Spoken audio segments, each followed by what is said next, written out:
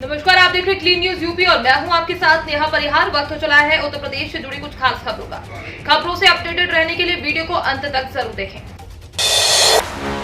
स्वास्थ्य विभाग ने हफ्ते भर में 9 से ज्यादा नर्सिंग होम की सील जारी रहेगा अभियान। शहर में चल रहे अवैध नर्सिंग होम के खिलाफ स्वास्थ्य विभाग ने बड़ी कार्यवाही की है। डीएम नेहा शर्मा के निर्देश पर शहर में स्वास्थ्य विभाग की टीम ने 3 नर्सिंग होम को सील कर दिया है। जो नर्सिंग होम सील किए हैं उनमें न तो डॉक्टर मिले और न ही paramedical staff. Deputy CMO doctor Subodh Kumar ने इन सभी नर्सिंग होम पर ताला लगाकर संचालकों को नोटिस जारी कर दिया है। स्वास्थ्य विभाग ने पिछले एक हफ्ते में शहर में फर्जी अस्पतालों को लेकर सख्त कदम उठाते हुए 9 से ज्यादा अवैध अस्पतालों पर चाबुक चलाया था। इन सभी को सील कर उनके संचालकों को नोटिस जारी किया गया था। ये अवैध अस्पतालों और क्लिनिक चलाने वालों के खिलाफ जिलाधिकारी नेहा शर्मा ने अभियान चलाया था। मेरठ में 2 दिन बिजली को तरसेगी 1 लाख आबादी। मेरठ में सोमवार और मंगलवार 2 दिन 1 लाख से अधिक आबादी को बिजली के लिए तरसना पड़ेगा। मेरठ से 5 बिजली घरों की आपूर्ति को 2 दिन के लिए बंद किया जा रहा है। ट्रांसमिशन पर मरम्मत के कारण बिजली आपूर्ति बाधित हो जाएगी। इसके चलते गंगानगर से लेकर शहर में कई इलाकों में बिजली सप्लाई नहीं होगी। गंगानगर ट्रांसमिशन पर मरम्मत का काम किया जा रहा है। पीवीबीएनएल ने अपने सभी ट्रांसमिशन की मरम्मत शुरू कर दी है। केंद्र से घोषित इन सभी बिजली घरों की मरम्मत के चलते 2 दिन 5 बिजली घरों में बिजली नहीं दी जाएगी। सोमवार मंगलवार को 132 केवी गंगानगर ट्रांसमिशन पर मरम्मत होगी। सहारनपुर में आज से शुरू होगा मिशन इंद्रधनुष। सहारनपुर में आज से सघन मिशन इंद्रधनुष अभियान 4.0 शुरू होगा। यह अभियान 3 चरणों में चलाया जाएगा। टीकाकरण का पहला चरण 7 मार्च को है, जबकि दूसरा चरण 4 अप्रैल और तीसरा चरण 2 मई को चलेगा। बच्चों और गर्भवतियों के लिए टीके की ये अभियान चलाया जाएगा। स्वास्थ्य विभाग ने ऐसे 25,318 बच्चे और 6,586 गर्भवतियों को चिन्हित किया, जिनमें अलग किसी को भी टीका नहीं लगा है तो वो लगाया जाएगा। सघन मिशन इंद्रधनुष अभियान 4.0 का पहला चरण 7 से 17 अप्रैल तक चलेगा। इसके लिए 1808 सत्र चलेगी। वहीं स्वास्थ्य विभाग की टीमें घर घर जाकर बच्चों और गर्भवतियों को टीका लगाएंगी। इनमें से बच्चों को शामिल किया गया है जो कोरोना संक्रमण के कारण नियमित टीकाकरण से छूट गए हैं। बस स्टॉप पर नहीं बनेगा तालाब, यात्रियों को मिलेगी विशेष सुविधाएं। गोंडा में सन 1947 ईस्वी में निर्मित जिले का इकलौता बस स्टॉप जो अभी तक बदहाली का शिकार था। सैकड़ों वर्ष पूर्व बने इस बस स्टॉप और कार्यशाला में जगह तो अधिक है, लेकिन सिस्टमेटिक ढंग से ना बने होने के कारण बहुत सकरा दिखाई पड़ रहा था। बस स्टॉप के आधे भाग में तो कार्यशाला है जहाँ बसों की मरम्मत की जाती है, वहीं सामने बस स्टॉप है। बस स्टॉप के 2 तरफ मोटी मोटी दीवारों से बनी बिल्डिंग है जो सिस्टमेटिक ढंग से न होने के कारण ज्यादा कब्जा जगह किए हुए हैं। सिस्टमेटिक ढंग से न होने के कारण यहाँ अधिकारियों और कर्मचारियों को बैठने की भी समुचित व्यवस्था नहीं है। 15 मार्च से शुरू होगी व्यवस्था। प्राइवेट नर्सिंग होम से बुलाए जाएंगे सर्जन। स्वास्थ्य विभाग करेगा भुगतान। रायबरेली में मरीजों को अब ऑपरेशन कराने के लिए नर्सिंग होम का सहारा नहीं लेना पड़ेगा। वजह जिले के पास सीएससी में इसी महीने से शुरू होगी सर्जरी।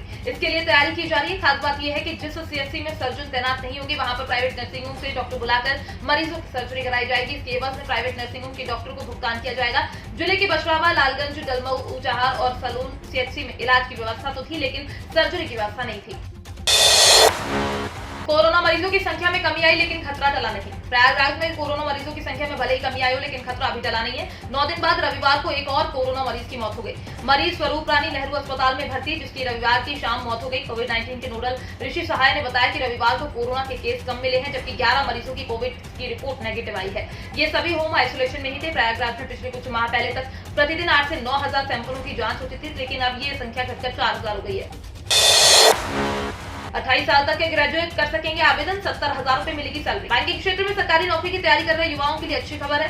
भारतीय लघु उद्योग विकास बैंक में असिस्टेंट मैनेजर के 100 पदों पर भर्ती निकाली है। इसके लिए 28 साल तक की उम्र के ग्रेजुएट उम्मीदवार बैंक की ऑफिशियल वेबसाइट www.sidbi.in पर जाकर 24 मार्च तक ऑनलाइन आवेदन कर सकेंगे। उम्मीदवारों का सिलेक्शन रिटन टेस्ट के साथ इंटरव्यू के आधार पर किया जाएगा। उम्मीदवारों को बैंक की ऑफिशियल वेबसाइट sidbi.in पर विजिट करना होगा। फिर करियर सेक्शन में जाना होगा, जहां निर्धारित तारीख पर नोटिफिकेशन डाउनलोड कर लिंक और ऑनलाइन आवेदन की लिंक दोनों एक्टिव की जाएंगी।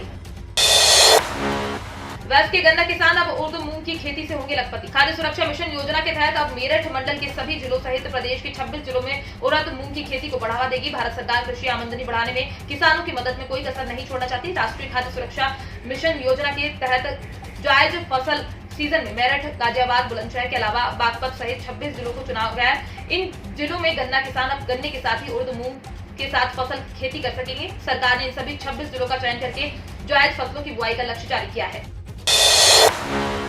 महिला दिवस पर पत्नी को दे सुरक्षित भविष्य का तोहफा, मामूली बचत पर मिलेगी 1.20 लाख की पेंशन। आगामी 8 मार्च यानी मंगलवार को अंतर्राष्ट्रीय महिला दिवस है। आप इस दिन अपनी पत्नी को सुरक्षित भविष्य का तोहफा दे सकते हैं। आप अटल पेंशन योजना के तहत पत्नी के नाम पर निवेश करना शुरू कर सकते हैं। इस योजना में मामूली निवेश करने पर बेहतर रिटर्न मिलता है और इस स्कीम से आने वाली पेंशन से चेन से बुढ़ापा काटा जा सकता है। पति पत्नी इस योजना में निवेश करें तो उन्हें 60 वर्ष के बाद 10,000 रुपए पेंशन के तौर पर मिलेंगे। अगर पति और पत्नी जिनकी उम्र 30 साल या इससे कम है वो पेंशन खाते में हर महीने 577 रुपए जमा करते हैं और 35 साल की उम्र में हर महीने 902 रुपए जमा करते हैं तो उन्हें 10,000 की पेंशन मासिक मिलेगी, जो 1.20 लाख सालाना पेंशन होगी। सोने के भाव में दर्ज की गई गिरावट, चांदी के भाव में आई तेजी, जानिए क्या है ताजा रेट। आज सुबह देश के बड़े शहरों में सोना और चांदी का कारोबार शुरू हो चुका है। बता दें कि देश के ज्यादातर शहरों में सोना और चांदी का रेट अलग अलग होता है। यहाँ आपको 22 कैरेट सोने और 24 कैरेट सोने का भाव बताया गया है। एक दिन पहले के मुकाबले आज सोने के भाव में स्थिरता देखने को मिली है। भारतीय बाजार में आज सोने के भाव में स्थिरता दर्ज की गई है। बता दें कि आज 1 ग्राम सोने का भाव 4,700 रुपए पर चल रहा है और 8 ग्राम 22 कैरेट सोने का भाव 37,600 रुपए पर टिका हुआ है। तो ये थी दिन भर की 10 बड़ी और अहम खबरें। खबरों से अपडेटेड रहने के लिए क्लीन न्यूज को सब्सक्राइब करना बिल्कुल ना भूलें और आप न्यूज कहां से देख रहे हैं कमेंट में जरूर बताएं और वीडियो को लाइक भी करें।